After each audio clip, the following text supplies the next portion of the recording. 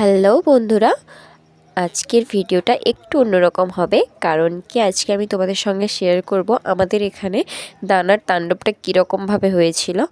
তো দানার তাণ্ডব দেখাবো বলছি। এবার তোমরা হয়তো ভাবছো, যদি দানার তাণ্ডব দেখাবে তাহলে এরকম জল কেন দেখাচ্ছে।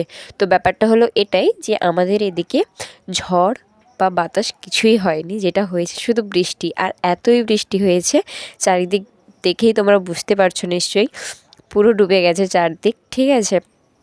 আর খুব অবস্থা খারাপ। যদি আজকে সারাদিন বৃষ্টি হয় তাহলে জানি না কি হবে।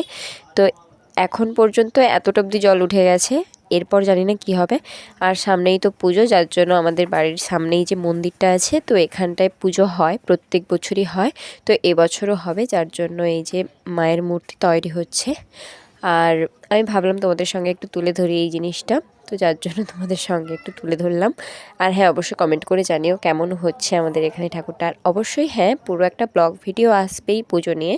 তো তোমরা আমার চ্যানেলটার দিকে চোখ রাখো, অবশ্যই দেখতে পাবে কালী পুজোর একটা ব্লগ আসবে, ঠিক আছে। তো মেঘের অবস্থা খুবই খারাপ, জানি না কি হবে। এই দেখো কি অবস্থা, দেখো। দুপুরের দিকে একটু ঠিক ছিল, এখনও দুপুর ওই 2টো আরও বাজে। তো এখন দেখো মেঘের অবস্থা কীরকম হয়ে গেছে। একটু রোদ বেরিয়েছিল, যার জন্য সবাই, সামনেই তো পুজো, যার জন্য সবার বাড়ির যা কিছু ছিল সব ধুয়ে পুয়ে রেখেছে। কিন্তু দেখো আবার মেঘ উঠে গেছে। আর দেখো বৃষ্টিই চলে এলো। কি বলবো, সত্যি বলছি, আজকে যদি সারা দিন সারা রাত যদি এরকমভাবে বৃষ্টি হতে থাকে, তো জানি না কি অবস্থা হবে। এত জোরে জোরে বৃষ্টি হচ্ছে।